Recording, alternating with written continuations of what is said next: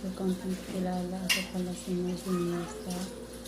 So, on the way from Quezon City. So, nakita ko itong negosyo sa pamamagitan ng Facebook. Yun po.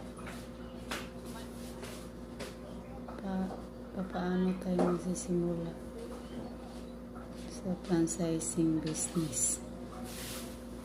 About sa ticketing business. Subscribe lang po.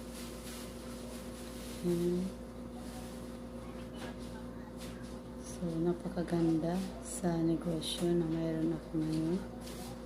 So, yung angel ko ng buhay at buong buhay kong papasalamatan, walang iba, si Edwin Asureta Perulin. Ayan po.